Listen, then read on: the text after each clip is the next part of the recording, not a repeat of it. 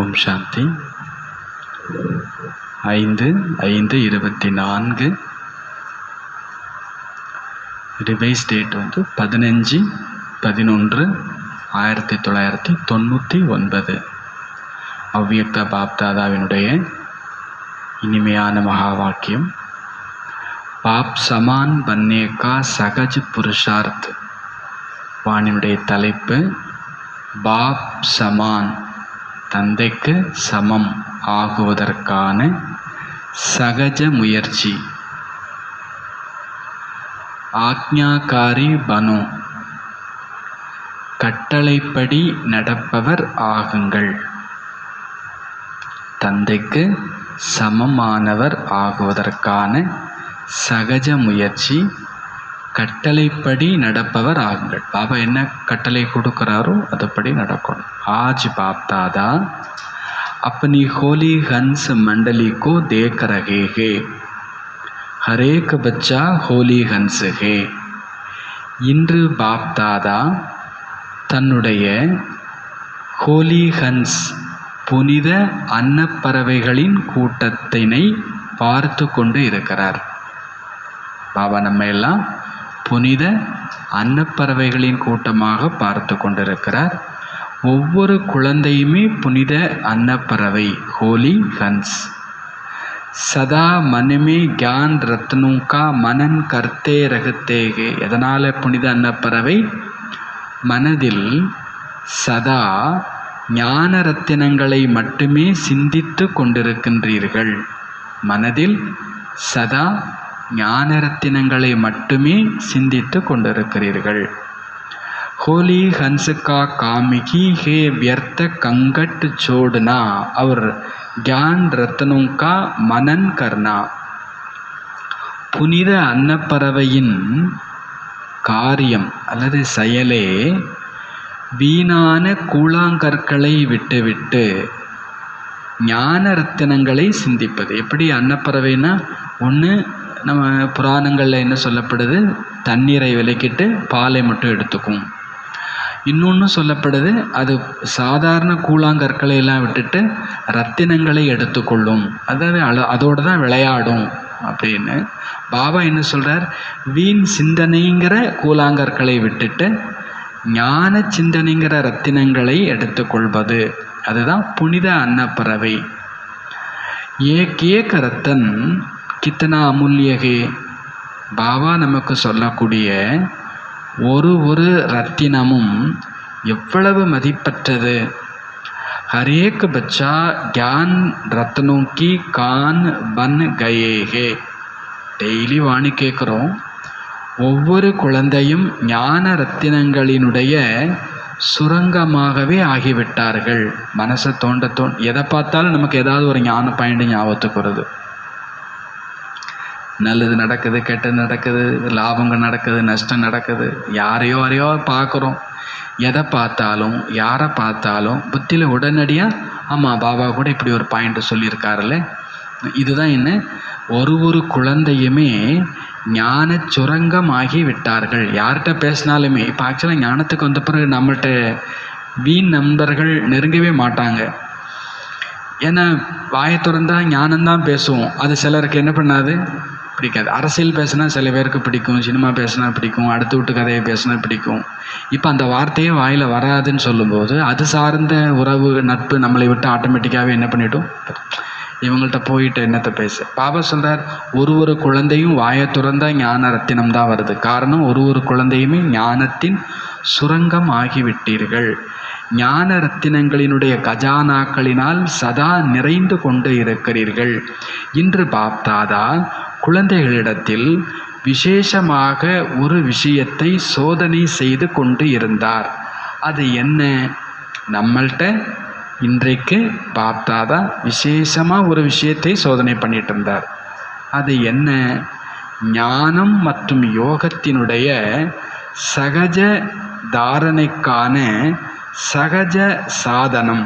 ஞானம் மற்றும் யோகத்திற்கான சகஜ தாரணை, சகஜமாக ஞானத்தையும் யோகத்தையும் நடைமுறைப்படுத்துறதுக்கான சகஜமான சாதனம்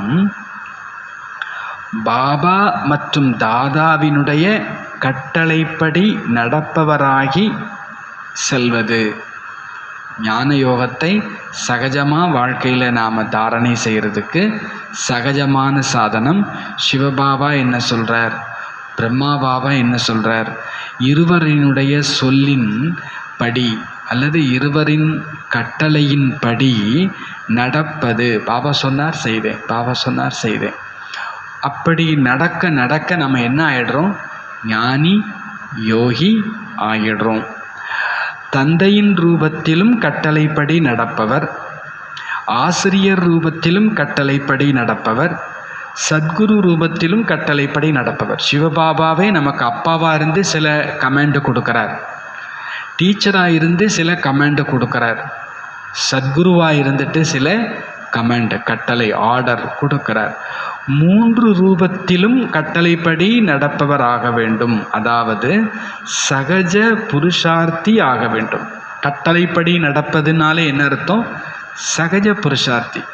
புருஷார்த்தத்தில் மெனக்கெடுதல் அப்படின்னே ஒன்று இருக்காது.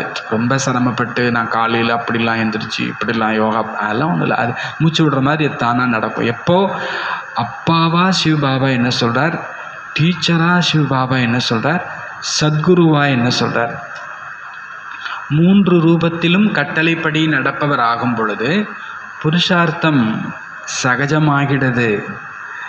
பாபா சொல்கிறாங்க, அமிர்த வேளையிலிருந்து இரவு வரை ஒவ்வொரு நேரமும் ஒவ்வொரு செயலுக்கும் கட்டளை கிடைத்திருக்கிறது. அமிர்த வேளையிலிருந்து அதிகாலை எழுந்ததுலேருந்து ராத்திரி வரைக்கும் என்ன செய்யறதுன்னு நீங்கள் கையை பிசைய வேண்டிய அவசியமே இல்லை. எல்லாத்துக்கும் பாபா ரூல்ஸ் கொடுத்துருக்கிறார். சட்டம், நியமம், விதிமுறை, ஸ்ரீமத் பாபா என்ன பண்ணியிருக்கிறார், கொடுத்துருக்கிறார்.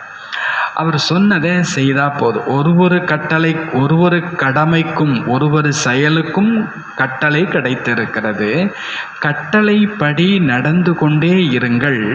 அப்பொழுது எந்த விதத்திலும் சிரமம் அல்லது கடினம் என்பது அனுபவம் ஆகாது. பாபா ஸ்ரீமத் அப்படின்றத சில நேரத்தில் என்ன சொல்வார்னா, தண்டவாளம், ரயில், ட்ரெயின் அந்த தண்டவாளத்தில் ஓடுது இல்லையா, தண்டவாளத்தில் ஓடும்போது ஒன்றும் பிரச்சனையே இல்லையே, தண்டவாளத்தை விட்டு இறங்கிட்டா பிரச்சனை.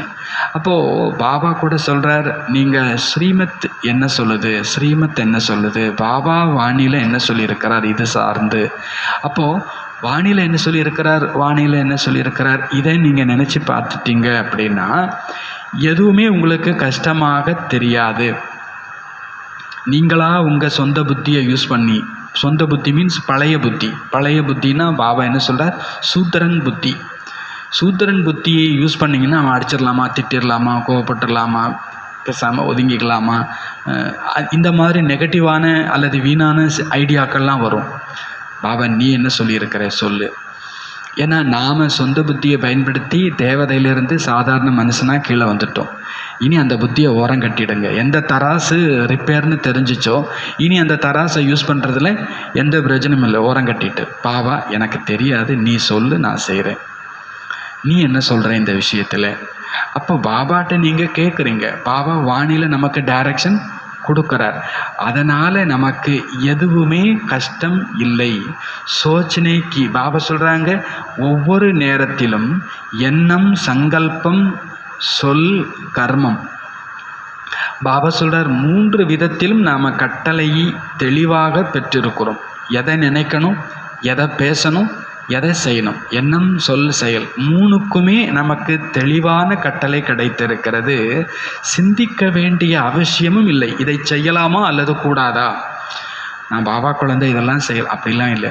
வாணி கரெக்டாக கேட்டுட்ருக்குறோம், படிச்சுட்ருக்குறோம் அப்படின்னா இதை செய்யவா வேண்டாமான்னு இந்த இரட்டை எண்ணமே என்ன பண்ணாது, வராது. சந்தேகம் என்பதே வராது. தெளிவாக தான் இருக்கிற. 2 2 4 5 ஏதாவது யோசிக்கிறோமா, 4 தான் கரெக்டாக இருக்குது, புத்தியில் அழகாக பதிஞ்சிருக்குது. ஏன்னா நம்ம டெய்லி வாய்ப்பாடு படிக்கிறோம். அது மாதிரி டெய்லி வாணி கேட்குறோம். இதை செய்யலாமா அல்லது வேண்டாமா அப்படிங்கிற விஷயமே கிடையாது. இது விகாரத்துக்கு உட்பட்டதா இல்லையா, விகாரம்னா வேண்டாம். இது துக்கம் கொடுக்கக்கூடியதா இல்லையா, துக்கம் கொடுக்கக்கூடியதுன்னா என்ன பண்ணால் வேண்டாம். எனக்கும் சரி பிறருக்கும் சரி எண்ணத்தில் கூட துக்கம் தரக்கூடிய ஒரு விஷயம்னா அது செய்யவே கூடாது. காயப்படுத்தக்கூடிய ஒரு விஷயம்னா அதை செய்யவே கூடாது. அப்போ பாபா நமக்கு தெளிவாக சொல்லியிருக்கிறார், ஆத்மான்னு புரிஞ்சு பாபா நினைவோட எதை செய்ய முடியுமோ அதை செய்யுங்க, எதை செய்ய முடியாதோ அதை செய்ய வேண்டாம். பாபா நமக்கு தெளிவான கட்டளை கொடுத்திருக்கிறார். இதை ரைட்டா அல்லது ராங்கா இதை சிந்திக்கிறதுக்கான உழைப்பும் வேண்டாம். பரமாத்மா ஆக்ஞா கைஹி சதா சிரேஷ்ட, பரமாத்மாவினுடைய கட்டளையே சதா சிரேஷ்டமானது, மிக உயர்ந்தது, எப்பொழுதும் உயர்ந்தது. ஆகவே அனைத்து குமாரர்கள் யாரெல்லாம் வந்திருக்கிறீங்க, இது மிக நல்ல கூட்டம், நல்ல குழு, குமாரர்களுடைய குரூப்பு பாபாவை சந்திக்க வந்திருக்கிறாங்க. ஆக ஒவ்வொருவரும் பாபாவினுடையவர் ஆகியதுமே பாபாட்ட நீங்கள் வாக்குறுதி கொடுத்தீங்க. ஜப் பாப்புக்கே பனே தோ சப்சே பகலே, எப்போ நீங்கள் பாபாவுடையவர் ஆனீங்களோ அப்போ எல்லாவற்றிற்கும் முதலாவதாக என்ன வாக்குறுதி கொடுத்தீர்கள்? பாபா மனம், உடல், மனம், பொருள் எதுவாயினும் குமாரர்களிடம் அதிகம் செல்வம் இருக்கப் போவது இல்லை. இருந்தாலும் அது எதுவாக இருந்தாலும், உடலாக இருக்கட்டும், மனசாக இருக்கட்டும், பொருளாக இருக்கட்டும், பாபா இவை அனைத்தும் இது உங்களுடையது அப்படின்னு நீங்கள் பாபாட்ட ஒப்படைச்சிங்க. எப்போ பாபா குழந்தையானீங்களோ பாபாட்ட நிறைய ப்ராமிஸ் பண்ணீங்க. அதில் ப்ராமிஸ் என்னென்னா, பாபா இந்த உடல் இனி உன்னுடையது, இந்த மனசு உன்னுடையது. பணம் நிறைய இல்லை, இருந்தாலும் அதுவும் யாருடையது? அதுவும் உன்னுடையது. இந்த வாக்குறுதி கொடுத்தீங்களா? உடலால், மனதால், பொருளால், சம்பந்தத்தாலும் यह सब आपसे यह भी वायदे पक्के किया है ना. அப்போது உறவுகளும் உன்னுடையது தான். உடல், மனம், பொருள், உறவினர்கள், நண்பர்கள் எல்லாருமே உன்னுடையது. இந்த உறுதிமொழியும் பக்காதானே. எப்போ உடல், மனம், பொருள், சம்பந்தம் எல்லாமே உன்னுடையது ஆகிடுச்சோ அப்போ என்னுடையதுன்னு என்ன இருந்தது? பிற குச்சி மேரா பண்ணுகே, பிறகு ஏதாவது என்னுடையதுன்னு இருக்குதா? அப்போ இருக்கிறது தான் என்னது? உடலும் உன்னுடையது, மனசும் பொருளும் உறவும் உன்னுடையது. அப்புறம் என்னதான் இருக்குது என்னுடையதுன்னு? சப் பாப்புக்கே ஹவாலே கருலியா, எல்லாவற்றையும் பாபாவின் வசம் ஒப்படைத்து விட்டீர்கள். குடும்பத்தில் இருக்கிறவங்களும் செய்துட்டீங்களா? மதுபனில் இருக்கிறவங்களும் செய்துட்டீங்களா? என்ன ஒப்படைத்தல், ஒப்படைச்சிட்டிங்களா? உறுதி தானே, பக்காதானே. எப்போ மனசு கூட பாபாவுடையது ஆகிடுச்சு. இப்போ இந்த மனசில் ஏதோ ஓடுது இல்லையா, எண்ணங்கள் ஓடிட்டுருக்குது. இந்த மனசு கூட பாபாவுடையது ஆகிடுச்சு. என்னுடையது மனது அல்ல, என்னுடைய மனசு இல்லை. பாபா சமயம் வானிலை கூட கேட்டிருக்கிறார், என் மனசே சரியில்லை அப்படின்னு பாபாட்ட சொல்லும்போது பாபா என்ன கேட்பாரு? ஓ மனசு எங்கே இருக்குது? அதை யார்கிட்ட கொடுத்தாச்சு? பாப்பாட்ட கொடுத்தாச்சு. அதை பாபா பார்த்துப்பார். பாபா ஓ மனசு வேணால் சரியில்லைன்னு வேணால் சொல்லு, என் மனசு சரியில்லைன்னு என்ன பண்ணக்கூடாது? சொல்லக்கூடாது. பாபா சொல்ல கொடுத்ததை எடுப்பது என்பது அது மிகப்பெரிய குற்றம். திரும்ப கேட்பது, நினைப்பது கூட என்னதான்? கொடுத்தாச்சு. அதுவும் பகவான்கிட்ட கொடுத்தாச்சு. மிகப்பெரிய யஜ்ஞத்தில், யாக குண்டத்தில் போட்டாச்சு. யாக குண்டத்தில் போட்டதை திருப்பி விடக்கூடாது. பாபா இந்த மனசு உன்னோட மனசு, இதுக்கு என்ன ஆனாலும் சரி அதுக்கு நீ பொறுப்பு. பாபா இந்த உடம்பு உன்னோட உடம்பு, இந்த உடம்புக்கு என்ன ஆனாலும் அதுக்கு பொறுப்பு யார்? நான் ட்ரஸ்டியாக இருந்து மெயின்டைன் பண்ணிக்கிறேன். ஆனால் என் மனசு இப்படி ஆயிடுச்சு, என் உடம்பு இப்படி ஆயிடுச்சு, அந்த எண்ணம் வரக்கூடாது. பாபா சொல்கிறார், அது குடும்பத்தில் இருக்கிறவங்களா இருக்கட்டும், குமாரர்களாக இருக்கட்டும், மதுபனில் இருக்கிறவங்களா இருக்கட்டும், இது உறுதி தானே. ஏன் மனசு கூட கிடையாது இல்லையா? மேரா சமைச்சுக்கர் யூஸ் கர்னாக, எதையாவது என்னுடையதுன்னு நினச்சி பயன்படுத்திட்டு இருக்கிறீங்களா? மனசை கூட அவசரத்துக்கு பக்கத்து வீட்டில் சைக்கிள் வாங்குறீங்க, வண்டி வாங்குறீங்க, அதை எப்படி யூஸ் பண்ணணும், அதை எப்படி ஒப்படைக்கணும்? ஒரு நியமம் இருக்குல்ல, ஒழுங்காக வாங்கி ஒழுங்காக என்ன பண்ணிடணும்? கொடுத்துடணும். அப்போ மனசை யூஸ் பண்ணுங்க, பாபாவுடைய மனசுன்னு நினச்சிட்டு யூஸ் பண்ணுங்க. யூஸ் பண்ணி முடித்ததும் பாபாட்ட கொடுத்துருங்க. உடம்பை யூஸ் பண்ணுங்க, இது பாபா கொடுத்த உடம்பு, இது இந்த வேலை தான் செய்யலாம், இந்த மாதிரியான காரியங்கள் செய்யக்கூடாது. இதை திரும்பி ஒழுங்காக யார்கிட்ட ஒப்படைச்சிடணும்? பாபாட்ட ஒப்படைச்சிடணும். இதை ரிப்பேர் ஆக்கி கூட கொடுக்கக்கூடாது பாபாட்ட. ரிப்பேர் ஆகிற மாதிரி உடம்பை நடத்தக்கூடாது, மனசை நடத்தக்கூடாது, பொருளையும் காலி பண்ணிடக்கூடாது. அப்போ என்னுடையதை நினச்சி யூஸ் பண்ணலாமா என்ன? எப்போ பாபாட்ட மனசை கொடுத்தாச்சோ तो यह भी आपके पास अमानत है. பாபாட்ட கொடுத்துட்டீங்க, பாபா திருப்பி உங்கள்கிட்ட கொடுத்துருக்கிறார். இதை வச்சுக்கிட்டு நான் பிறகு தேவைப்படும் போது நான் எடுத்துப்பேன் அப்படின்னு நம்மகிட்ட அடமானமாக கொடுத்துருக்கிறார். நம்மள்கிட்ட இருக்கிற மனசுங்கிறது என்னது? அடமான பொருள். அடமான பொருள். பிறகு இதில் யுத்தம் எப்படி ஏற்பட முடியும்? மனசுங்கிறது அடமான பொருள். பாபா என்கிட்ட கொடுத்துருக்கக்கூடிய பாபாவுடைய பொருள் அது. இதில் எப்படி யுத்தம் ஏற்பட முடியும்? மேரா மன் பரேஷானுகே. என்ன சொல்கிறாங்களாமா? என் மனசு குழப்பமாக இருக்குது. மேரே மன்மே வியர்த்த சங்கலை பார்த்தேகே. என் மனசில் வீண் எண்ணங்கள் வருது. மேராமன் விசிலித்து கோத்தாகே. என் மனம் சஞ்சலம் அடைகிறது. எப்பொழுது என்னுடையதே என்பது இல்லையோ, அடமானம் ஆகிவிடுகிறதோ, பிறகு அடமானத்தை எனது என புரிந்து பயன்படுத்துதல், இது அடமானத்தின் பொருள் மீது ஆசைப்படுவதாகி விடும் அல்லவா? மாயா வரும் வாசல், மாயா வரக்கூடிய வாசல் நான் மற்றும் எனது ஆகும். மாயா எப்படி வருது? நான் நினச்சிட்டாலும் வந்துடும், என்னோடது நினச்சிட்டாலும் வந்துடும். இந்த ரெண்டும் தான் மாயா வரக்கூடிய வாசல். இந்த உடலும் கூட உங்களுடையது அல்ல, பாபாவுடையது. பிறகு தேக அபிமானத்தினுடைய நான் எங்கே இருந்து வந்தது? இந்த உடம்பு கூட உங்களோடது இல்லை, பாபாவுடையது. பிறகு தேக அபிமானத்தின் நான் எங்கே இருந்து வந்தது?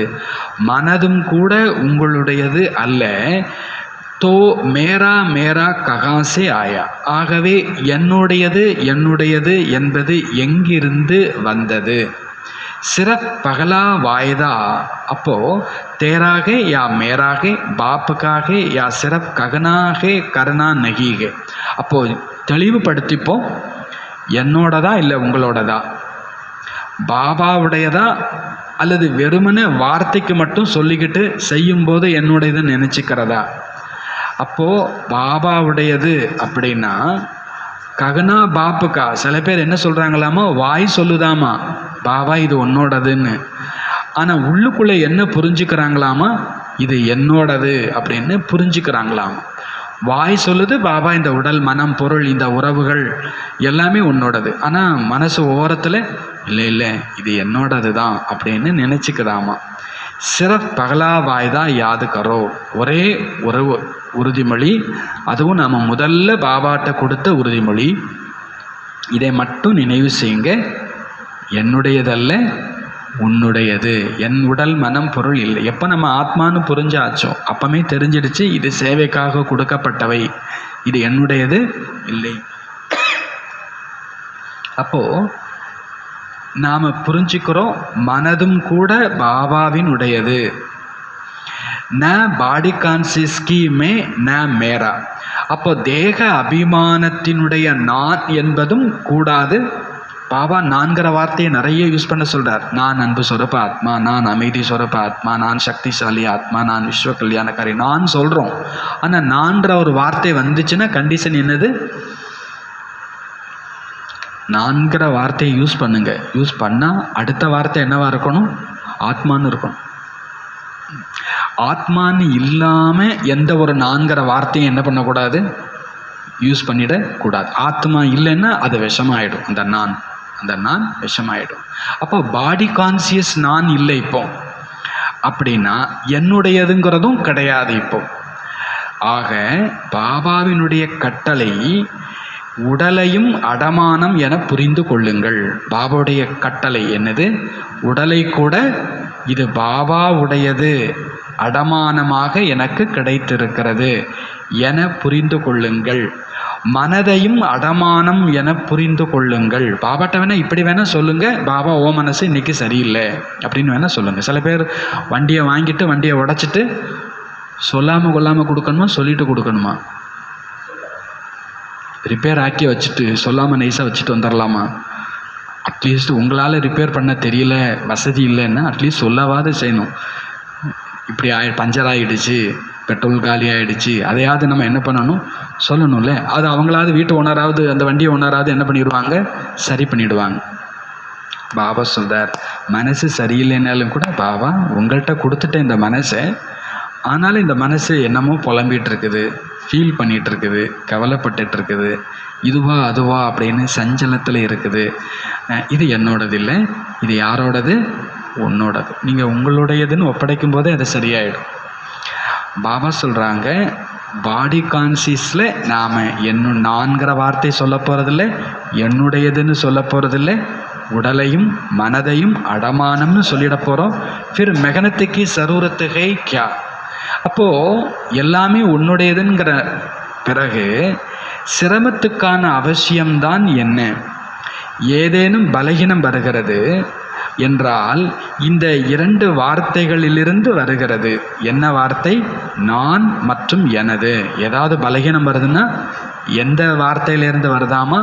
நான்கிற வார்த்தையிலேருந்து வருது, என்னுடையதுங்கிற வார்த்தையிலேருந்து வருது. தோ ந ஆப்கா தன் ந பாடி கான்சியஸ்கா மெய். அப்போது உங்களுடைய உடம்பும் கிடையாது. அதே போல் பாடி கான்சியஸ் நானும் கிடையாது, தேக அபிமானத்தினுடைய நானும் கிடையாது. உடம்பு உங்கள் உடம்பு இல்லை, நான்கிற வார்த்தையும் பாடி கான்சியஸ் நான் இல்லை. பாடி கான்சியஸ்னால் இந்த உடம்புக்கு ஒரு பேர், உடம்புக்கு ஒரு போஸ்ட்டு, உடம்புக்கு ஒரு உறவு முறை, உடம்புக்கு ஒரு ரிலேஷன்ஸ், இது எல்லாம் சொத்து. இது இந்த பாடி கான்சியஸுக்கான நானும் இல்லை, இந்த உடலும் உங்களுடையதில்லை. மனதில் என்ன சங்கல்பம் ஓடினாலும் நீங்கள் கட்டளைப்படி நடப்பவர். ஆகவே தந்தையினுடைய கட்டளை என்ன? பாசிட்டிவானதை சிந்திங்க, சுபமானதே சங்கல்பம் பண்ணுங்க.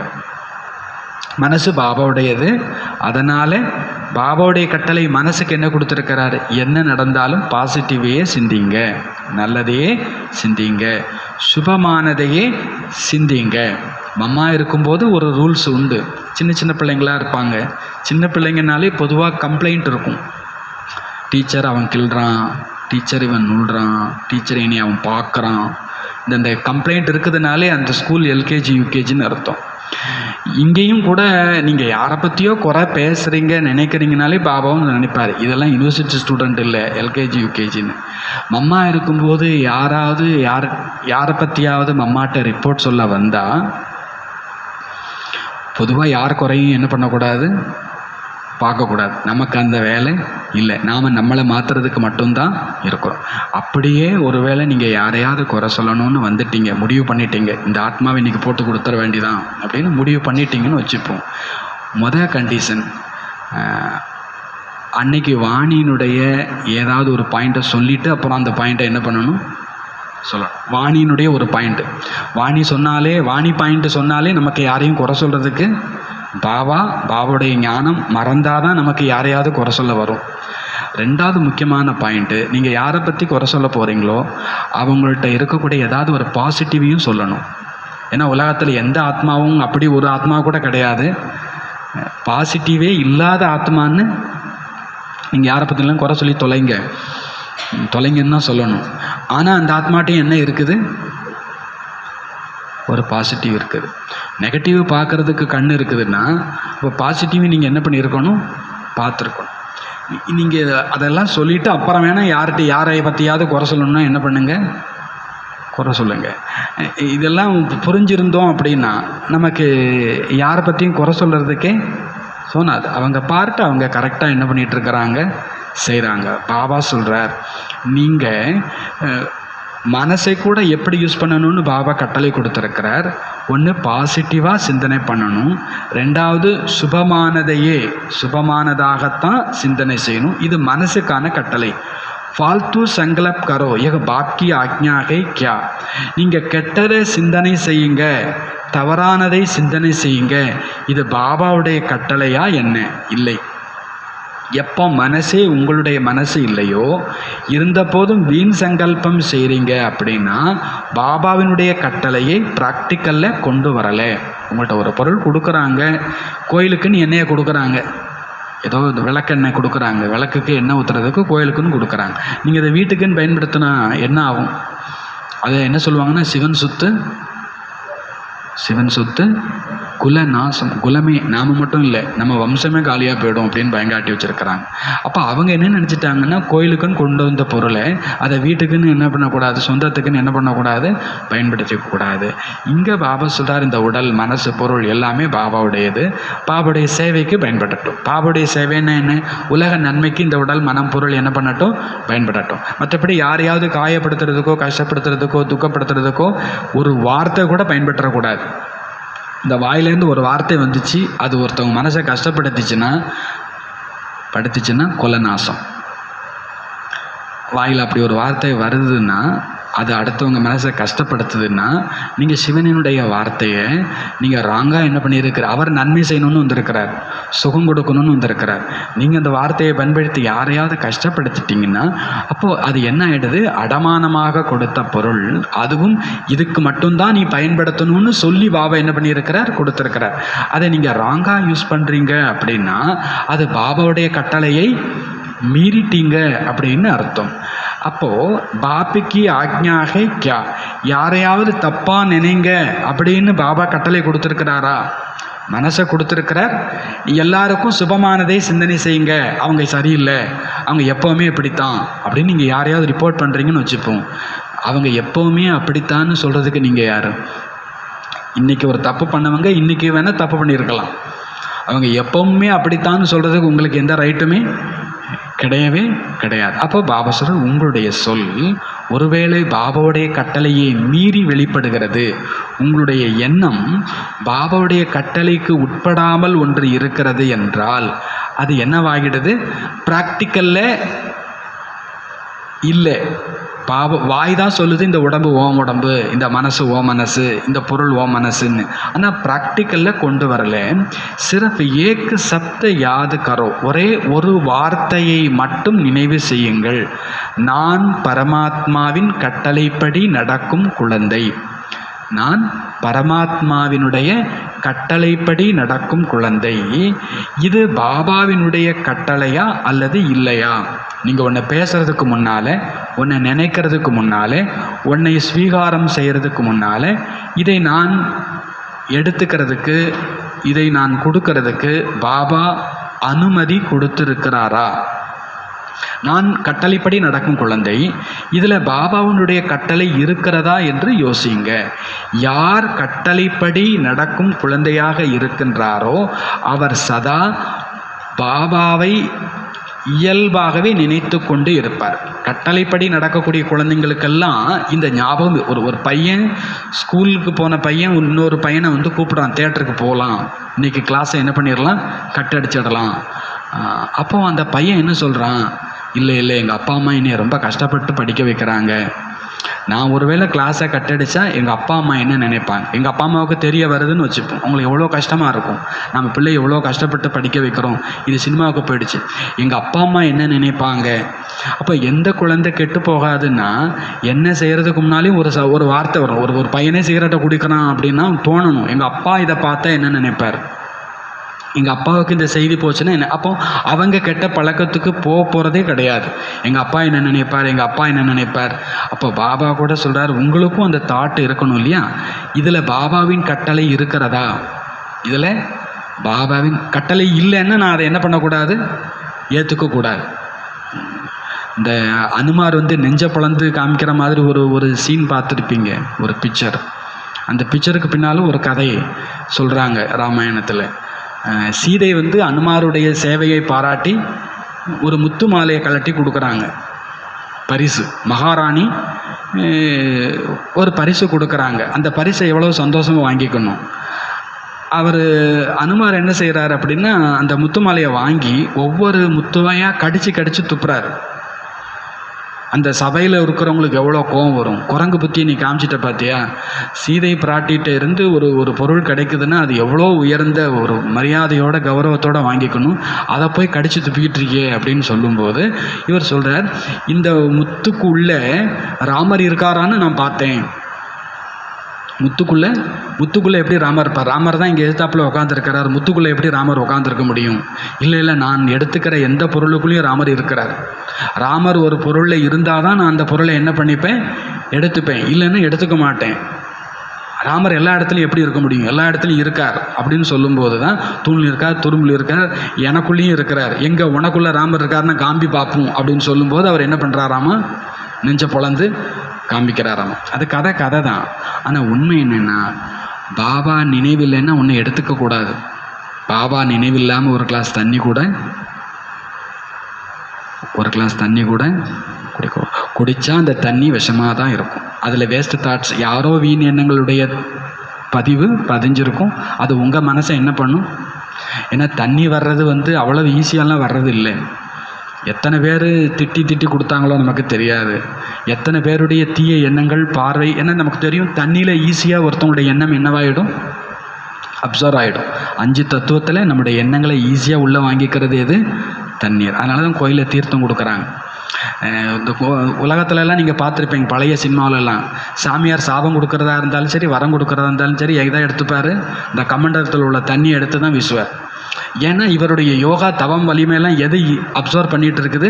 இந்த தண்ணி. அப்போது ஒரு கிளாஸ் தண்ணினா கூட பாபா நினைவில்லைன்னா அந்த தண்ணியில் யாரோ ஒருத்தருடைய வீணினம் பதிஞ்சிருந்தாலும் அது என்ன பண்ணும்? அப்போது தண்ணிக்குள்ளே பாபா இருக்கணும்னு என்ன அர்த்தம்? பாபா நினைவு இருக்கணும். நான் செய்யக்கூடிய ஒரு செயலுக்குள்ளேயும் பாபாவுடைய கட்டளை இருக்கணும். இது பாபா சொன்னதா, அப்போ நான் இதை செய்கிறேன். இதை பாபா சொல்லலையா, அப்போ நான் இதை என்ன பண்ண மாட்டேன், செய்ய மாட்டேன். அப்போது இது ரைட்டா ராங்கா, இது பாபா சொல்லியிருக்கிறாரா இல்லையா, இதை நீங்கள் கேள்வி கேட்கும்போது கட்டளையும் ஞாபகத்துக்கு வந்துடுது, பாபாவும் என்ன பண்ணிடுறார், ஞாபகத்துக்கு வந்துடுறார். ஒருத்தரை பற்றி நீங்கள் குறை பேச போகிறீங்கனாலே முதல்ல ஒரு கேள்வி கேட்டுக்கணும். என்ன கேள்வி கேட்டுக்கணும்? யாரை பற்றியாவது யார்கிட்டையாவது குறை சொல்கிறதுக்கு பாபா எனக்கு கட்டளை கொடுத்துருக்கிறாரா இல்லையா? உள்ளே இருந்து என்ன சத்தம் வரும்? அறிவுன்னு ஒன்று இருக்கிற பட்சத்தில் இல்லை அப்படின்னு அது என்ன பண்ணும், சொல்லும். பாபா யாரை பற்றியும் யார்கிட்டையும் குறை சொல்கிறதுக்கு அனுமதி கொடுக்கலை, அப்போ நான் சொல்லக்கூடாது. அப்போ பாபா நினைவு, பாபா கட்டளை இரண்டுமே ஞாபகத்தில் இருக்கணும். அப்போது இயல்பாகவே கட்டளைப்படி நடக்கக்கூடிய குழந்தைக்கு இயல்பாகவே யார் நினைவு இருக்குது? பாபா நினைவு இருக்கிறது. ஒன்றொன்றையும் நான் பாபாட்ட கேட்டு தான் செய்வேன் அப்படின்னா உங்களுக்கு ஒரு செயல்லையும் யார் நினைவு வந்துடுது? அப்போ நான் சதா யோகியாக இருக்கணும்னா நீங்கள் சதா கட்டளை படி நடக்கிறவராக இருந்தால் நீங்கள் தானாகவே சதா யோகி ஆகிடுவீங்க.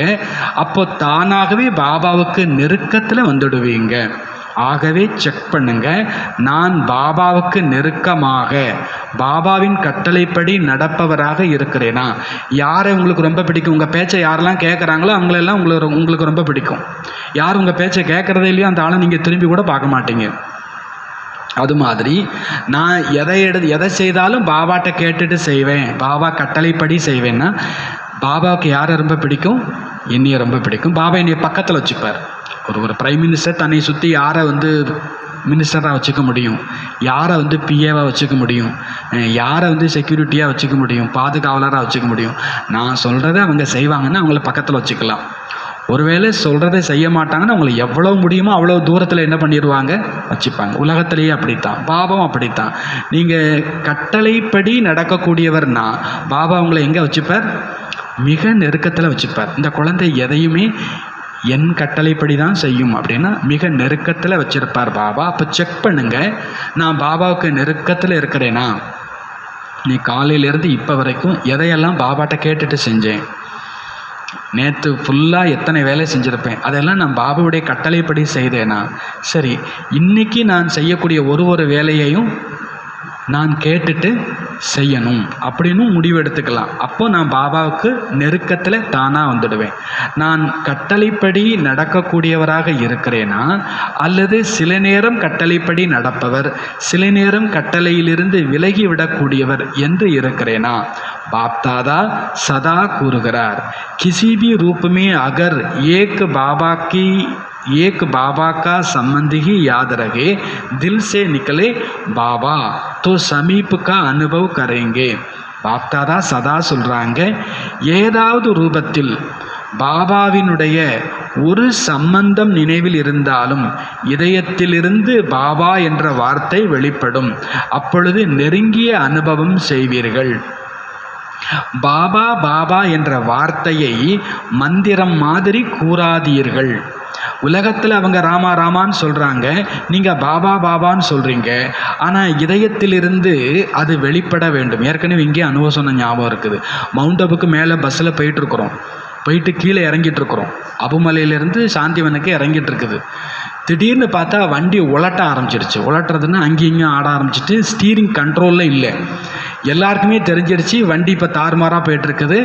டிரைவர் ஒழுங்காக என்ன பண்ணலை, வண்டியை ஓட்டலை. அது இங்கே போகுது, இங்கே லம்புது, அங்கே லம்புது. உள்ளே இருக்கிறவங்க எல்லாருமே பிகே. அநேகமாக எல்லாருமே என்ன பண்ணியிருப்பாங்கன்னு நினைக்கிறீங்க? எல்லாருமே என்ன பண்ணியிருப்பாங்கன்னு நினைக்கிறீங்க? மலையிலேருந்து வண்டிக்கு இறங்கிட்டு இருக்குது. வண்டி கண்ட்ரோல் இல்லை, லம்புது, இங்கேயும் அங்கேயும் லம்புது. எல்லாரும் என்ன பண்ணியிருப்பாங்க? பாபா பாபா பாபா. இது ஞானத்தின் அடையாளமா, பக்தியின் அடையாளமா? பக்தியின் அடையாளம். இதயத்தில் பாபா இருந்தால் இந்த சத்தம் போட வேண்டிய அவசியம்லாம், எது நடக்கணுமோ அது நடக்க போகுது. பாபா நினைவில் மூழ்கிடும். கத்துறது அப்படிங்கிறதே ஞானத்தினுடைய எல்லைக்குள்ளே வராது, ஃபெயில். யாரெல்லாம் சவுண்டு விட்டாங்களோ அவங்க எல்லாருமே என்னதுதான், இதயத்தில் இருக்கிறாருன்னா நான் எதுக்கு கத்தணும்? பயம் வந்துடுச்சு. இந்த பாபான்ற கத்துறதுனுடைய சத்தம் எதை காமிக்குது? பயத்தை காமிக்குது. பயம் எதனால் வருது? பாடி கான்சியஸ், தேக அபிமானத்தால் வருது. ட்ராமா, ஆத்மா, பாபா மூன்றும் ஞாபகத்தில் இருந்துச்சுன்னு வச்சுப்போம். சைலன்ஸாக பாபா நினைவில் உக்காந்துட வேண்டியதான். வண்டி எப்படியும் போகட்டும், இப்போ எப்படி நடக்கட்டும். ட்ராமாவில் இதுதான் நடக்கணும்னா அதுதான் நடக்க போகுது. சுப பாவனை செய்யுங்க. பாபா இந்த வண்டியை சரி செய்கிறதுக்கு பாபாட்டேருந்து சக்தி வாங்குங்க. சக்தி நீங்கள் அனுபவம் பண்ணுங்கள். அது ஆட்டோமேட்டிக்காக வண்டியை என்ன பண்ணும்? சரி செய்யும். பாபாவும் சொல்கிறார், ராமா ராமான்னு உலகத்தில் கத்துற மாதிரி நீங்களும் சும்மா பாபா பாபான்னு என்ன பண்ணிகிட்டு இருக்காதீங்க, சொல்லாதீங்க. அந்த வார்த்தை இதயத்திலிருந்து வரணுன்றார். உள்ளபூர்வமான அன்பில் என்னுடைய அப்பா. அப்போது பாபா சொல்கிறார், நீங்கள் ராம் ராம் சொல்கிறது மாதிரி பாபா பாபான்னு சொல்லக்கூடாது. தில்சே நிக்கலே பாபா. ஒரு வார்த்தை வந்தாலும் அது இதயத்திலிருந்து வரட்டும். ஹர் கரம் கர்னேக்கே பகலை செக் வரும். ஒவ்வொரு கர்மாவும் செய்கிறதுக்கு முன்னால் செக் பண்ணுங்க. மனதிற்கும் உடலுக்கும் பொருளுக்கும் பாபா கொடுத்த கட்டளை என்ன? ஒரு கர்மம் செய்கிறதுக்கு முன்னாலையும் செக் பண்ணுங்க. இல்லையா, ஒரு பொருளை புதுசாக எலக்ட்ரானிக் பொருள் வாங்குறதா இருந்தால் கூட அதில் முதல்ல வந்து டோன்ட் டூஸ் அப்படின்னு போட்டிருப்பாங்க. என்ன செய்யக்கூடாது, என்ன செய்யணும், அதை படிச்சுட்டு தான் அந்த பொருளையே என்ன பண்ணணும், யூஸ் பண்ணணும். படிக்காமல் யூஸ் பண்ணோன்னா பொருள் போச்சு, அவ்வளோதான். பாபாவும் சொல்கிறார், நீங்கள் மனசையோ வார்த்தையையோ செயலையோ செய்கிறதுக்கு முன்னால் இதில் பாபாவின் கட்டளை இருக்குதா அப்படின்னு ஃபஸ்ட்டு என்ன பண்ணுங்க, செக் பண்ணுங்க. குமாரோங்கே பாஸ் சாகே கித்தனாபி தோடாசா தன்னகே. குமாரர்கள்ட்ட பொதுவாக பணம் ஜாஸ்தி இருக்காது, ரொம்ப கம்மியாகவும் இருக்கும். கம்மியாக இருந்தாலும் கூட பரவாயில்லை. ஆனால் பாபா கட்டளை கொடுத்திருக்கிறார், பொருளுக்கான எந்த விதத்தில் கணக்கு வைக்க வேண்டும் என்று. பொருளை எப்படி யூஸ் பண்ணணும், எதுக்கு எவ்வளவு செலவு பண்ணணும், பாபா ரூல்ஸ் கொடுத்துருக்கிறார். குடும்பத்துக்கு, யஜ்ஞத்துக்கு, சரீரத்துக்கு, சேமிப்புக்கு பாபா பர்சன்டேஜ் என்ன பண்ணியிருக்கிறார், கொடுத்துருக்கிறார். அப்போது அந்த பர்சன்டேஜ் நமக்கு ஞாபகத்தில் வரணும். குடும்பத்துக்கு எவ்வளோ யூஸ் பண்ணணுமோ அவ்வளவுதான், உடம்புக்கு எவ்வளோ யூஸ் பண்ணணுமோ அவ்வளவுதான், சேவிங்ஸில் எவ்வளோ இருக்கணுமோ அவ்வளவு இருக்கணும். எல்லாத்தையும் நான் பாபாட்ட கொடுத்துட்டு பிச்சா ரோட்டில் வந்து நிற்கக்கூடாது. அதுக்கும் பாபா சொல்லலை, சேவிங்ஸ் இருக்கணும். கேட்பாங்க, யஜ்ஞத்தில் இருக்கிறவங்களே கேட்பாங்க. சில பேர் ஜாஸ்தி பணம் போட்டால் கூப்பிட்டு கேட்டுருவாங்க, இவ்வளோ பணம் போடுறீங்க, உன் சம்பளம் எவ்வளவு, பேங்க்கில் ஏதாவது சேவிங்ஸ் வச்சுருக்கியா கேட்பாங்க. வீட்டுக்கு எவ்வளோ கொடுக்குறீங்க, அந்த உரிமை, அந்த பாலனை கொடுக்கக்கூடிய சகோதரிகளுக்கு இருக்கும், சகோதரர்களுக்கு இருக்கும். வீட்டுக்கு எவ்வளோ கொடுக்குற. அப்போது பாபா கூட சொல்கிறார், நீங்கள் பொருளை கூட ஏன் பொருள் நினச்சிட்டு செலவு பண்ணாதீங்க, இது பாபாவுடைய பொருள். பாபா சொல்லியிருக்கிறார், குடும்பத்துக்கு இவ்வளோ செலவு பண்ணணும், தனக்கு இவ்வளோ செலவு பண்ணிக்கணும், யஜ்ஞத்துக்கு இவ்வளோ செலவு பண்ணிக்கணும், ஃப்யூச்சருக்கு எதிர்காலத்துக்கு இவ்வளோ சேவிங்ஸில் இருக்கணும். அதன்படி இருக்கிறதா இல்லை எனக்கு தோணுச்சு, ஒருத்தவங்க 100 ரூபா கேட்டாங்க உடனே கொடுத்துட்றேன் அப்படின்னா எனக்கு அந்த எந்த ரைட்டுமே கிடையாது. அது ஏன் பணமே இல்லையே, அவங்க 100 ரூபா. பாபா கடன் கொடுக்கறதுக்கான எந்த பெர்மிஷனுமே கொடுக்கவே இல்லையே. பாபா பெர்மிஷனே கொடுக்கலையே. கடன் யாருக்கும் கொடுங்க, பணம் யாருக்கும் கொடுங்க, வாங்க, கொடுக்கவும் வேண்டாம், மங்கம் வேண்டாம். இல்லை போச்சு, உங்கள் ஸ்திதி போச்சு, உங்கள் யோகி வாழ்க்கை போச்சு. இப்போ பணத்தால் நீங்கள் யார்கிட்டையாவது கடன் பட்டிருக்கிறீங்க, கடன் கொடுத்துருக்கிறீங்கனாலே முடிஞ்சு போச்சு. அப்போது பாபா சொல்கிறாங்க, பொருளையும் கணக்கு பிரகாரம் பயன்படுத்துகிறேனா, யா ஜெய்சே ஆத்தா வைசே சலாத்தே, இல்லை எனக்கு தோன்றதை நான் செலவு பண்ணுவேன், கிடைச்சதெல்லாம் கொடுப்பேன், கிடைச்சதெல்லாம் யார் கொடுத்தாலும் வாங்கிப்பேன், அப்படியா? ஹர் ஏக் குமாருக்கோ தனுக்காபி போத்தாமில் ரக்னா சாகியே, ஒவ்வொரு குமாரரும் பணத்துக்கும் கணக்கு எழுத வேண்டும். தனுக்கோ ககா ஒரு கைசே யூஸ் கர்னா, பணத்தை எங்கே யூஸ் பண்ணணும், எப்படி யூஸ் பண்ணணும். மனுக்கோபி ககா ஒரு கைசே யூஸ் கர்னா, மனதையும் எங்கே யூஸ் பண்ணணும், எப்படி. சாதாரணமாக நீங்கள் திருப்பதிக்கு போகிறீங்க, பக்தியில் இருக்கும்போது ஒருத்தர் 100 ரூபா உண்டியில் போட்டுருங்கன்னு சொல்லி கொடுக்குறார். அந்த 100 ரூபாயை எப்படி வச்சுருப்பீங்க, எப்படி யூஸ் பண்ணுவீங்க? அவசரத்துக்கு ஏதாவது அந்த 100 ரூபாயை தொட முடியுமா? அந்த தாளை தான் போடணும்னு கூட புத்தியில் வச்சுருப்போம். நான் என் பேக்கெட்டில் இருக்கிற 100 ரூபாயை போட்டுட்டு அந்த பணத்தை நான் யூஸ் பண்ணிக்கிறேன். இல்லை, அவங்க கொடுத்த தாளை தான் போடணும். அதில் எவ்வளவு அந்த புத்தியில் கவனம் இருந்துச்சு சொல்கிறது இல்லையா? நேர்மையாக இருக்கிறோம், அதுக்கு பேர் தான் என்னது? நேர்மை. நேர்மைனா நேர்மை. இது திருப்பதிக்குன்னு கொடுத்த பணம், இது அதை தொடவே கூடாது. அப்போது பாபா சொல்கிறார், நீங்கள் இப்போ பாபாட்டேருந்து வாங்கியிருக்கிறீங்க, சேவைக்குன்னு பாபா இதை கொடுத்து நம்மளை பயன்படுத்த சொல்லியிருக்கிறார். உடல், மனம், பொருள், சம்பந்தம். அப்போ இதையெல்லாம் நான் எப்படி யூஸ் பண்ணுறேன், எங்கே யூஸ் பண்ணுறேன், இதுக்கான கணக்கு இருக்க வேண்டும். ஆப் தாதியா ஜப் தாரணா கி கிளாஸ் கராத்தீகே தோ சம்ஜாத்தீகேனா, பாபா தாதிகளை கேட்குறார். தாதிகளாகி நீங்கள் தாரணா கிளாஸ் பண்ணும்போது இதையெல்லாம் புரிய வைக்கிறீங்க தானே? ஆத்மா நினச்சி பாபா நினை இப்படியே கிளாஸ் போயிட்டு இருக்கக்கூடாது. தாரணா கிளாஸ்னு ஒன்று எடுக்கணும், அதில் இதையும் சொல்லணும், பணத்தை எங்கே யூஸ் பண்ணணும், எவ்வளவு யூஸ் பண்ணணும், எப்படி யூஸ் பண்ணணும், எதுக்கு யூஸ் பண்ணணும், இதை நீங்கள் சொல்லி கொடுக்குறீங்களா? சொல்லி கொடுங்க அப்படின்னு தாதிகள்கிட்ட பாபா சொல்கிறார்.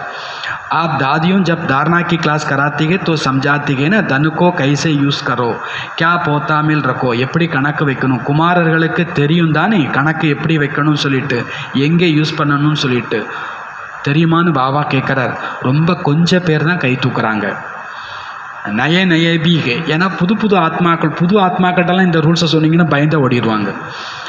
அதனால் புதியவர்களுக்கு அது என்ன பொதுவாக பட்டியில் தான் இந்த மாதிரி விஷயத்தெல்லாம் என்ன பண்ண முடியும்.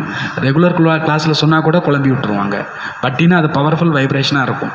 எதையும் புரிஞ்சுக்கிறதுக்கு அந்த புத்தியில் என்ன இருக்கும், சக்தி இருக்கும். பொதுவாக பட்டி அட்டன் பண்ணணுங்கிறது காரணமே என்னென்னா, இந்த மாதிரி எக்ஸ்ட்ரா தாரணைக்கான பாயிண்ட்டை அங்கே தான் என்ன பண்ண முடியும், சொல்ல முடியும். அதனால தான் பட்டி அட்டன் பண்ணுங்க. பாபா வீட்டுக்கு போகிறது வேறு, பட்டி அட்டன் பண்ணுறது வேறு. பட்டியில் தான் அதெல்லாம் சொல்லப்படும். அப்போ கணக்கு எப்படி எழுதணும், உடலுக்கு, மனசுக்கு, பொருளுக்கு, அது உங்களுக்கு தெரியுமா? தெரியும் தானே. சரி, புதுசானவங்களும் இருக்கிறாங்க, இவங்களுக்கு தெரியல அப்படின்னு பாபாவும் சொல்கிறார். இன்கோங்கோ ஜரூர் பத்தானாக, எப்படியோ பாபா மீட்டு வரைக்கும் வந்துட்டாங்கல்ல, அப்போ இவங்களுக்கும் கட்டாயம் இதையெல்லாம் சொல்லணும் அப்படின்றார் பாபா. கியா கர்னா, என்னென்ன செய்யணும். நிச்சிந்த் ஹோ ஜாயேங்கே போஜ் நஹி லகேகா. ஏன்னா நீங்கள் நியமப்படி நடக்க ஆரம்பிச்சிட்டிங்க, கட்டளைப்படி நடக்க ஆரம்பிச்சிட்டிங்கனாலே உங்களுக்கு கவலைங்கிறதே வராது. நீங்கள் சுமையை உணரவே மாட்டீங்க. ஏன்னா உங்கள் அனைவருக்குமே லட்சியம் இருக்கிறது. குமார் என்றாலே லைட், டபுள் லைட். குமாரர்களுடைய லட்சியம் என்ன, நாம் நம்பர் 1ல் வரணும். லட்சியத்தோடு கூடவே லட்சணமும் வேண்டும். லட்சியம் ரொம்ப உயர்வாக வச்சுக்கிறீங்க, லட்சணம் இல்லை என்றால் லட்சியம் வரை அடைவது, போய் சேர்வது என்பது கடினமாகிவிடும். ஆகவே பாபா என்ன கட்டளை கொடுத்திருக்கின்றாரோ அதை சதா புத்தியில் வைத்து பிறகு காரியத்திற்குள் வாருங்கள். பாப்தாதா முதலிலேயே புரிய வைத்திருக்கிறார். பிராமண வாழ்க்கையினுடைய முக்கிய கஜானா பாப்தாதா முதல்லையே புரிய வச்சிருக்கிறார். பிராமண வாழ்க்கையினுடைய முக்கியமான பொக்கிஷம் சங்கல்பம். முதல் பொக்கிஷம் என்னது? எண்ணங்கள். நம்முடைய கஜானா எது? எண்ணங்கள். எண்ணங்களை கரெக்டாக நீங்கள் பயன்படுத்திட்டுருக்கிறீங்க அப்படின்னாலே நீங்கள் ஹாப்பியாக இருப்பீங்க.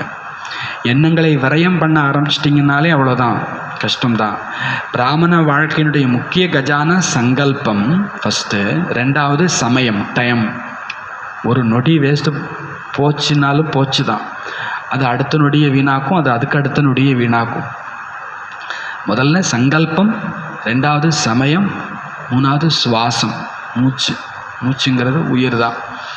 பாபா சொல்கிறார், மூச்சுக்கு மூச்சு பாபா நினைவு இருக்கணும், சங்கல்பத்துக்கு சங்கல்பம், சமயத்துக்கு சமயம். 3 பொக்கிஷம் எனக்கு கொடுக்கப்பட்டிருக்குது. சங்கல்பம் பாபா கொடுத்துருக்கிறார், சமயம் கொடுத்துருக்கிறார், சுவாசம் கொடுத்துருக்கிறார். உங்களுடைய சுவாசம் கூட ரொம்ப விலைமதிப்பற்றது. ஒரு சுவாசம் கூட சாதாரணமானது அல்ல, வீணாகிவிடக்கூடாது. பக்தியில் கூறுகிறார்கள், சுவாசம் தன்னுடைய இஷ்ட தெய்வத்தை நினைவு செய்ய வேண்டும் என்று.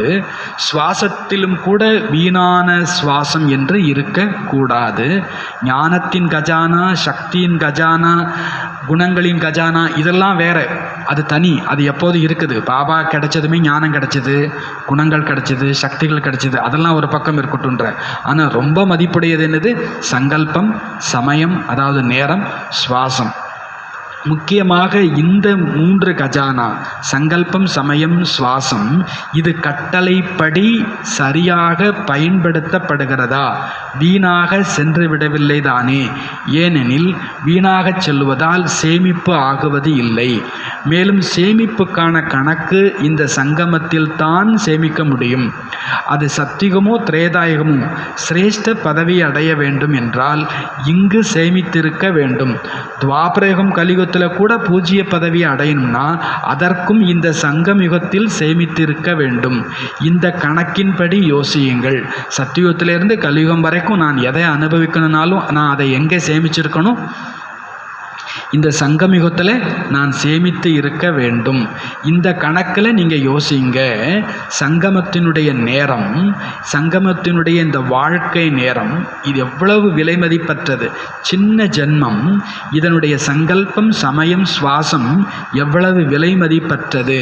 இதை அலட்சியமாக விட்டுவிட வேண்டாம். பாபா சொல்றார், 5000 வருஷத்திற்குமான முதலீடு இது. இதை நீங்கள் சாதாரணமாக நினைத்து கொள்ள வேண்டாம். ஜெய்சே ஆயா வைசே தின் பீத் கயா தின் பீத் நகி. எப்படி வந்ததோ அப்படி நாள் போச்சு, நாளை கழித்தேன்னு சொல்லக்கூடாதாம். எப்படியோ பொழுது போச்சு, பொழுது கழித்தேன், நாட்களை கழித்தேன் அப்படின்றது கிடையாது. மரணப்படுக்கையில் இருக்கிறவங்களுக்கு தெரியும், இன்னும் 1 நிமிஷம் இருந்தால் என்னெல்லாம் பண்ணிடலாம். அப்போது நாமளும் கிட்டத்தட்ட அப்படித்தான் இருக்கிறோம்.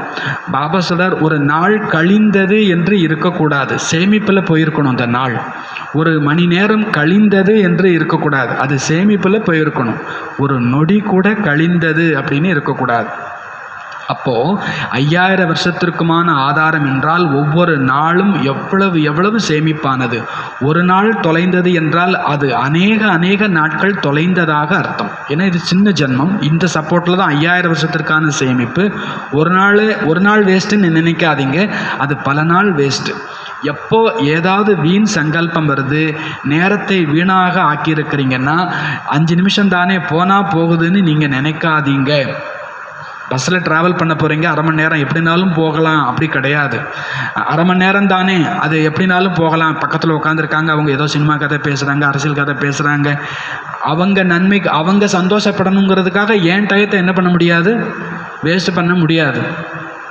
பாபா கூட சொல்கிறாங்க, 5 நிமிஷம் தானே போனால் போகுது அப்படிலாம் இல்லை, அதையும் காப்பாற்றணும். எப்படி பாபா குல்ஜாத் அது கிளாஸ் பண்ணும்போது சொல்லுவாங்க, பாபாவுமே சொல்லுவார், குழந்தைங்க கையில் 1 ரூபா 2 ரூபா கொடுத்தீங்கன்னா, நல்ல பழக்கம் பழகி இருந்துச்சுன்னா அது உடனே உண்டியில் ஒதுக்கி போட்டுரும்.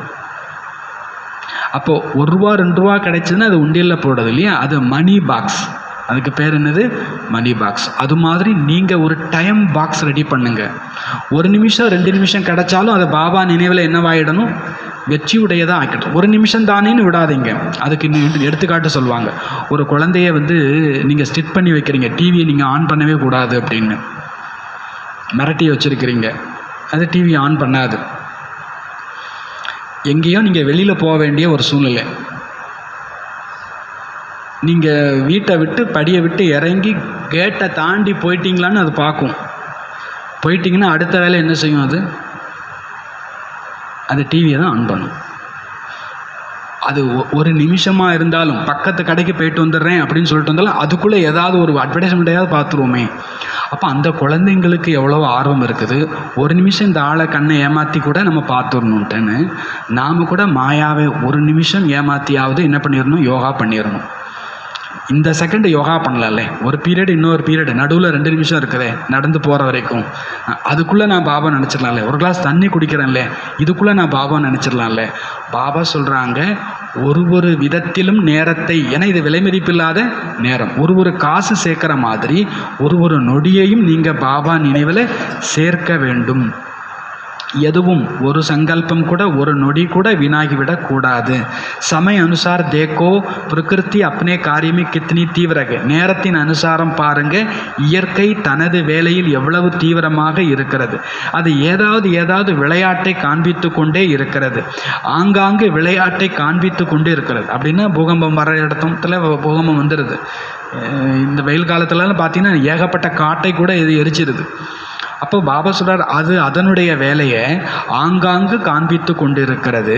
ஆனால் இயற்கையின் தலைவராகிய பிராமண குழந்தைங்க ஒரே ஒரு விளையாட்டை காண்பிக்க வேண்டும். அது என்ன விளையாட்டு? பறக்கும் கலைக்கான விளையாட்டு. இயற்கை தன் விளையாட்டை காண்பிக்கட்டும், ஆனால் நீங்கள் பிராமணர்கள் தனது பறந்து செல்லும் விளையாட்டை காண்பித்து கொண்டு இருக்கிறீர்களா? போன நொடி இருந்ததுக்கு இப்போ இந்த நொடி ஒரு ஸ்டெப் மேலே போயிருக்கணும். ஏன்னா எக்ஸ்ட்ரா ஒரு பாயிண்ட் உள்ளுக்குள்ளே வந்துடுச்சு. எக்ஸ்ட்ரா ஒரு செகண்ட் நான் பாபாவை நினச்சிருக்கிறேன். அப்போ என்னுடைய ஆத்மா ஒரு படி என்ன பண்ணியிருக்கணும்? மேலே போயிருக்கணும். அப்போ நேற்றைக்கு இன்றைக்கி நான் எவ்வளவோ பரவாயில்லை, நான் மேலே வந்துட்டேன். அப்போது பாபா பிராமணன் அப்படின்னா அவங்களுடைய ஒரே ஒரு விளையாட்டு என்னது? பறக்கும் கலை. மேலே உயர பறக்கும் கலை. ரவுண்ட் அடிக்கிற கலை இல்லை, குட்டிக்காரன கலை இல்லை, கீழே விழுந்து மேலே எந்திரிக்கிறதுலாம் இல்லை, பறக்கும் கலை. कोई बच्चे ने बाप दादा को उड़ीसा की சமுத்திரி தூஃபான் கி ரிசல்ட் லிக்கு கர் தி யகு ஹுவா. யாரோ ஒரு குழந்தை பாப்தாதாவுக்கு ஒடிசாவில் புயல் வந்தது, கடல்லேருந்து கடல் புயல் ஏற்பட்டுச்சு, அதனால் என்னென்ன விளைவுகள் ஏற்பட்டுச்சுன்னு லெட்டரில் தெளிவாக எழுதியிருந்தாங்களாமா. அது இயற்கையினுடைய விளையாட்டு, அதை பார்த்தாச்சு. ஆனால் பாப்தாதா கேட்கிறார், நீங்கள் வெறுமனே இயற்கையின் விளையாட்டை பார்த்தீர்களா, அல்லது தனது உயர்ந்த கலையினுடைய பறக்கும் கலையினுடைய விளையாட்டில் பிஸியாக இருந்தீங்களா? அங்கே தண்ணி எவ்வளோ வந்துச்சு, எத்தனை கிராமம் போச்சு, எத்தனை ஆடு போச்சு, எத்தனை மாடு போச்சு, இந்த கணக்கில் நீங்கள் பிஸியாக இருந்தீங்களா? இல்லை அந்த நேரத்தில் எனது பறக்கும் கலையினுடைய விளையாட்டில் இந்த செகண்டுக்கு நான் இன்னும் ஒரு படி மேலே போய் சாந்தி கொடுக்கணும், இன்னும் ஒரு படி மேலே போய் எல்லாருக்கும் சக்தி கொடுக்கணும். அப்போது தன்னுடைய பறக்கும் கலையில் பிஸியாக இருந்தீங்களா, அல்லது வெறுமனே செய்திகளை மட்டும் சேகரிக்கக்கூடியவர்களாக இருந்தீங்களா? அங்கே என்னாச்சு, இங்கே என்னாச்சு, அவங்களுக்கு என்னாச்சு, இவங்களுக்கு என்னாச்சு, இப்படி செய்திகளை கேட்டு கொண்டிருந்தீங்களா? செய்தி எல்லாரும் தான் கேட்க வேண்டி இருக்கிறது. ஆனால் எவ்வளவு செய்தி கேட்கறதுல இன்ட்ரெஸ்ட் இருக்குதோ அவ்வளவு பறக்கும் கலைக்கான விளையாட்டில் சிரமம் ஏற்பட்டுவிடும். உலக செய்தியை கலெக்ட் பண்ணுறவங்க கண்டிப்பாக யோகியாக இருக்க முடியாது. அங்கே என்னாச்சு, இங்கே என்னாச்சு, அந்த ஊரில் என்ன நடக்குது, இந்த ஊரில் என்ன நடக்குது, அந்த சரண்டர் தேவையில்லை. யாரும் எப்படியும் போட்டோம், நான் என்னுடைய பறக்கும் கலையில் நான் பிஸியாக இருக்கிறேன். என்னுடைய பறக்கும் கலையில் நான் இன்ட்ரெஸ்டாக இருந்தால் ஊர் செய்தியில் இன்ட்ரெஸ்ட் எனக்கு வராது. ஊர் செய்தியில் இன்ட்ரெஸ்ட் இருந்துச்சுன்னா என்னால் பறக்கும் கலையில் முன்னேற முடியாது. கை வச்சு குப்த யோகி பீகை. சில குழந்தைங்க குப்த யோகிகளாகவும் இருக்கிறாங்க. என்ன நடந்தாலும் உள்ளுக்குள்ளே பாபா பாபா பாபா பாபான்னு சொல்லிட்டு இருக்கிறாங்க. அப்படிப்பட்ட குப்த யோகிகள் குழந்தைங்களுக்கு பாப்தாதாவும் உதவி அதிகம் செய்கிறார். யாருக்கு பாப்தாதா உதவி செய்கிறாராமா? குப்த யோகி. வெளியில் 1000 வேலை இருக்குது, 1000 சூழ்நிலை இருக்குது. ஆனால் உள்ளுக்குள்ளே இதயத்திலிருந்து பாபா பாபான்னு யார் இருக்கிறாங்களோ குப்த யோகிக்கு பாப்தாதாவின் உதவியும் அதிகம் கிடைக்கின்றது. அப்படிப்பட்ட குழந்தைங்க தானும் ஆடாது அசையாது சாட்சியாக இருக்கிறாங்க. வாயு மண்டலத்திலும் நேரப்படி சகயோகம் கொடுக்கின்றார்கள், அவங்களுக்கும் கிடைக்குது. பாபா சொல்றார், ஐசே பச்சே ஸ்வயம்பி அச்சல் சாட்சி ரகே. தானும் ஆடாது அசையாது சாட்சியாக இருக்கிறாங்க. வாயு மண்டலத்திலும் நேரத்தின்படி சகயோகத்தை கொடுக்குறாங்க. எப்படி ஸ்தூல சகயோகம் கொடுக்குறாங்களோ அது கவர்மெண்ட்டாக இருக்கட்டும், இல்லை அக்கம் பக்கத்தில் இருக்கக்கூடிய மக்களாக இருக்கட்டும், அவங்க கொடுக்கறதுக்கு தயாராக இருக்கிறாங்க. எங்கேயாவது பூகம்பம்னா இங்கேருந்து வண்டியாக கொடுத்து விடுறோம், அதில் கவர்மெண்ட்டும் தயாராக இருக்குது, மற்ற பக்கத்து அண்டை நாடுகள் கிராமங்களும் கூட தயாராக இருக்குது. அவங்க அதில் தயாராக இருக்கிற மாதிரி நீங்கள் உங்களுடைய சகயோகமாக சக்தி, சாந்தி கொடுக்க வேண்டும், சுகம் கொடுக்க வேண்டும். இந்த ஈஸ்வரிய காரியத்தை நீங்கள் செய்தீர்களா? அவங்க வேலையை அவங்க செய்யட்டும், உங்கள் வேலையை அவங்க சாப்பாடு கொடுத்துடலாம். சாப்பாடு மட்டுமே ஒருத்தவங்களுக்கு வாழ்க்கையாயிடுமா? மனசுக்கு அமைதி வேணும்ல, நம்பிக்கை வேணும்ல, தைரியம் வேணும்ல, மகிழ்ச்சி வேணும்ல, சுகம் வேணும்ல. அதை நீங்கள் தான் கொடுக்க முடியும். பொருளை யாருனாலும் கொடுத்துடலாம். மனசுக்கு தேவைப்படக்கூடிய சக்தியை நீங்கள் கொடுக்கணும். அதை நீங்கள் கொடுக்குறீங்களா? கொடுக்கறதுல பிஸியாக இருக்கிறீங்களா? இல்லை வெறுமனே செய்தி கேட்டுட்டு போயிடுறீங்களா? அப்போ பாபா சொல்கிறார், கவனம் கொடுங்க. பாப்தாதா பொருள் கொடுக்கக்கூடாதுன்னு சொல்ல வரல. ஸ்தூலமாக ஏதோ பூகம்பம் வருது, நாமளும் அதுக்கு சுனாமிலாம் வந்துச்சு, நம்ம யஜ்யத்திலேருந்து எவ்வளவோ நம்ம செலவு பண்ணோம். பாபாவே சொல்கிறார், ஸ்தூல பொருள் கொடுக்க வேண்டான்னு சொல்ல வரலை, அதுக்கு தடை செய்யலை. ஆனால் பிராமண ஆத்மாக்களாகிய உங்களுடைய விசேஷ காரியம் என்னதோ அதை நீங்கள் மறந்துடாதீங்க. நீங்கள் தான் சாந்தி கொடுக்க முடியும். பணம் யாருனாலும் கொடுக்கலாம், துணி யாருனாலும் கொடுக்கலாம். ஆனால் அமைதி என்பதை நீங்கள் தான் கொடுக்க முடியும். உங்களுடைய ஸ்பெஷலான சேவையை நீங்கள் மறந்துடக்கூடாது, விட்டுறக்கூடாது. அதை நீங்கள் அலர்ட்டாக இருந்து செய்யணும் இல்லையா? உங்களால் மட்டுமே ஒன்றை செய்ய முடியும்னா அதில் நீங்கள் எவ்வளவு அலர்ட்டாக இருக்கணும். வெறும் பணம் கொடுத்துட்டு நம்ம நிம்மதி அடைஞ்சிடக்கூடாது, கொடுத்தாச்சு அப்படின்னு சொல்லிட்டு. பாபா கூட சொல்கிறார், ஸ்தூல சேவையிலேயே நம்ம நிம்மதி அடைஞ்சிறதுக்கான விஷயம் இல்லை. நம்ம அலர்ட்டாக, அந்த கவர்மெண்ட் அலர்ட் ஆகிடுது. ரெட் அலர்ட் போட்டுடுச்சுனாலே படகு தூக்கிட்டு வந்துடுறாங்க, ஃபயர் இன்ஜின் வந்துடுது. அவங்க அலர்ட் ஆகிடுறாங்க. ஒரு சம்பவம் நடக்கிறதுக்கு முன்னாலேயே அலர்ட் ஆகிடுறாங்க. அது மாதிரி நீங்களும் உங்களை சார்ந்தவர்களுக்காக நிறைய யோகா பண்ணி சேமிப்பு வச்சுக்கோங்க. எந்த நேரத்தில், எந்த சூழ்நிலையில், எந்த ஆத்மாக்களுக்கும் எந்த தேவை இருக்குதோ அதை நான் கொடுக்கணும். கொடுக்குற அளவுக்கு நான் தயார் நிலையில் இருக்கணும். அப்போ ஸ்தூல உதவியோடு கூடவே சூட்சும சகயோகத்தை பிராமணர்களாகி நீங்கள் தான் கொடுக்க முடியும். வேறு யாராலும் கொடுக்க முடியாது. இப்போ நடக்கிற பூகம்பம், புயல், வெள்ளம், இது எல்லாமே என்னது? ரிகர்சல். இதுவரைக்கும் நடந்துட்டு இருக்கிற பிரச்சனையெல்லாம் என்னது? ரிகர்சல். இந்த ரிகர்சல்லையே கொடுத்து பழகுங்கன்றார். பிரச்சனைன்னு ஒன்று வருதுன்னா நான் சூட்சமமாக அந்த இடத்துல என்ன தானம் செய்யணுமோ அதை கொடுத்து பழகுங்க. ரியல் இனிமேதான் வரப்போகுது. அதற்கான ரிகர்சலை பாபா இப்போ உங்களுக்கு காமிச்சிட்ருக்கிறார், அல்லது நேரம் உங்களுக்கு காண்பித்து கொண்டு இருக்கிறது. உங்கள் சக்தி, உங்கள்கிட்ட இருக்கிற கஜானா எதுவோ அதை நேரப்படி யூஸ் பண்ண வருதா அப்படிங்கிறத நீங்கள் செக் பண்ணிக்கோங்க அப்படின்றார் பாபா. நல்லது. வரதானம்: சதா ஆன்மீக ஸ்திதியில் நிலைத்திருந்து மற்றவர்களையும் ஆத்மா என பார்க்கக்கூடிய, சதா ஆன்மீக ஸ்திதியில் நிலைத்து இருந்து மற்றவர்களையும் ஆத்மா என பார்க்கக்கூடிய ஆன்மீக ரோஜா மலர் ஆகுங்கள். ஆன்மீக ரோஜா மலர் ஆகுங்கள்.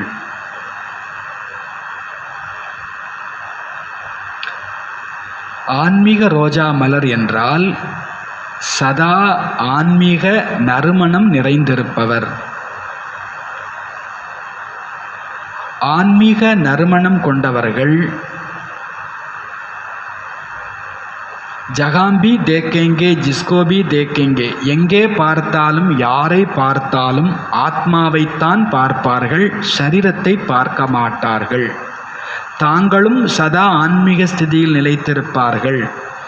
மற்றவர்களையும் ஆத்மா என்றே பார்ப்பார்கள். எப்படி பாபா உயர்ந்ததிலும் உயர்ந்தவர், அப்படி அவருடைய தோட்டமும் உயர்ந்ததிலும் உயர்ந்தது. பாபா உயர்ந்ததிலும் உயர்ந்தவர், பாபாவுடைய தோட்டமும் உயர்ந்ததிலும் உயர்ந்தது. ஜிஸ் பகிச்சே கா விசேஷ சிருங்கார் ரூஹே குலாப் ஆப் பச்சேகோ, அப்படிப்பட்ட பாபாவினுடைய தோட்டத்தின் விசேஷமான அலங்காரமாக நீங்கள் ஆன்மீக ரோஜாவாக இருக்கின்றீர்கள். பாபா உயர்ந்தவர், அவருடைய தோட்டம் உயர்ந்தது. அந்த தோட்டத்தில் விசேஷமான நறுமணம் நிறைந்த ஆன்மீக மலர்களாக நீங்கள் இருக்கிறீங்க. உங்களுடைய ஆன்மீக நறுமணம் அநேக ஆத்மாக்களுக்கு நன்மை செய்யக்கூடியது. ஸ்லோகன்: மரியாதைகளை உடைத்து யாருக்கும் சுகம் கொடுப்பது என்பது கூட துக்கத்தின் கணக்கில் சேமிப்பாகும். மரியாதை கோட்டை உடைத்து யாருக்கும் சுகம் கொடுப்பதும் கூட துக்கத்தின் கணக்கில் தான் சேமிப்பு ஆகும். துக்கத்தின் கணக்கில் சேமிப்பு ஆகிவிடும். பாபா சொல்கிற ஸ்ரீமத்தில் முக்கியமான ஸ்ரீமத்து முதல் ஸ்ரீமத்துன்னு கூட சொல்லலாம். யாருக்கும் துக்கம் கொடுக்காதீங்க, யாரும் துக்கம் கொடுத்தாலும் எடுக்காதீங்க. ரெண்டாவது, எல்லாருக்கும் சுகம் கொடுங்க, எல்லார்ட்டேருந்து சுகம் எடுங்க. துக்கம் கொடுக்கக்கூடாது, துக்கம் எடுக்கக்கூடாது. எல்லாருக்கும் சுகம் கொடுக்கணும், எல்லார்ட்டேருந்து சுகம் பெறணும். இப்போ அதில் ஒரு கண்டிஷன் அப்ளைடு. சுகம் கொடுங்க, ஆனால் நியமத்தை தாண்டி யாருக்கும் என்ன பண்ணக்கூடாது, சுகம் கொடுக்க கூடாது. அப்படி சுகம் கொடுத்தா அது எந்த கணக்கில் தான் வரும், துக்கம் கொடுக்கிற கணக்கில் தான் வரும். நியமத்துக்கு உட்பட்ட நன்மையை பிறருக்கு செய்யுங்கள். சிம்பிளான விஷயம். கடன் கேட்குறாங்கன்னா, பணம் கேட்குறாங்கன்னா, நம்ம கையில் இருக்கிற பணத்தை வச்சு என்ன செய்ய முடியுமோ அதை நம்ம செய்வோம். அவங்க கையில் இருக்கிற பணத்தை வச்சுட்டு என்ன செய்யணுமோ அதை செய்யட்டும். நான் அமெரிக்காவில் போய் நான் வைத்தியம் பார்க்க போகிறேன், எனக்கு 50 லட்சம் கொடுங்கன்னா கொடுக்க முடியுமா? தேவையில்லையே. உங்கள் வசதிக்கு எந்த ஹாஸ்பிட்டல் போகணுமோ அங்கே போங்க. அவங்க என் பிள்ளையை படிக்க வைக்கணும், உன் வசதிக்கு எங்கே படிக்க வைக்க முடியுமோ அங்கே படிக்க வை. அடுத்தவங்கள்ட்ட கடன் வாங்கி பிள்ளையை என்ன பண்ணணுன்ற அவசியம் இல்லை. பாபா சொல்கிறார், நீங்கள் செக் பண்ணுங்கள், நான் எதை யாருக்கு நல்லது நினச்சி செஞ்சாலும் அதுக்கு பாபா பெர்மிஷன் கொடுத்துருந்தா நான் அதை செய்யலாம். அதுதான் சுகம். பாபா பெர்மிஷன் தரலைன்னா அதை நான் செய்யக்கூடாது, செய்தால் அது துக்கத்தின் கணக்கில் வந்துவிடும். பாபா இன்னைக்கு சொல்கிறாங்க தலைப்பில், வாணியுடைய சாரமும் அதுதான். பாப் சமான் ஆகுவதற்கு சகஜ புருஷார்த்தம், கட்டளைப்படி நடப்பவர் ஆகுங்கள். பாபா நீ சொன்னால் நான் செய்கிறேன். நாம் இங்கே யோசிக்க வேண்டிய, குழப்பமடைய வேண்டிய அவசியமே இல்லை. பாபா சொன்னதை செய்ய போகிறோம், அவ்வளோதான். அப்படியா இப்படியா அதுவா இதுவா, உடல் மனம் பொருள் சம்பந்தம் எல்லாமே யாருடையது? பாபாவுடையது. பாபா எனக்கு சேவைக்காக அடமான பொருளாக கொடுத்துருக்கிறார். சேவைக்காக மட்டும்தான் அடமான பொருளாக கொடுத்துருக்கிறார். சேவை அன்றி வேறு எதுக்கும் இந்த உடல் மனம் பொருள் சம்பந்தம் பயன்படக்கூடாது. அதனால் குழப்பம் அடைய வேண்டிய அவசியமும் இல்லை. நம்ம செக் பண்ணி பார்க்கணும் சிந்திக்கிறதுக்கு முன்னால், இது பாபாவினுடைய கட்டளைக்கு உட்பட்டதா? ஒரு வார்த்தை பேசுகிறதுக்கு முன்னால் இது பாபாவினுடைய கட்டளைக்கு உட்பட்ட வார்த்தையா? ஒரு பொருளை ஒரு இடத்துல பயன்படுத்துகிறதா இருந்தாலும் இதில் பாபாவினுடைய கட்டளை இருக்கிறதா? சங்கல்பம் பண்ணுறதா இருந்தால் அது பாசிட்டிவாக இருக்கணும், சுபமானதாக இருக்கணும் அப்படின்னு பாபா கட்டளை கொடுத்துருக்கிறார். அப்படி இருக்குதான்னு நீங்கள் செக் பண்ணிக்கோங்க. ஒரு விஷயத்துலையும் நீங்கள் கட்டளைப்படி நடக்கும்போது பாபாவுக்கு நெருக்கத்தில் வந்துடுறீங்க. பாபா யாரை பக்கத்தில் வச்சுக்கிறார்?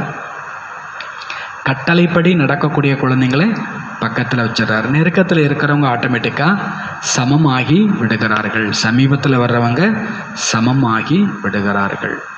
ஓம் சாந்தி.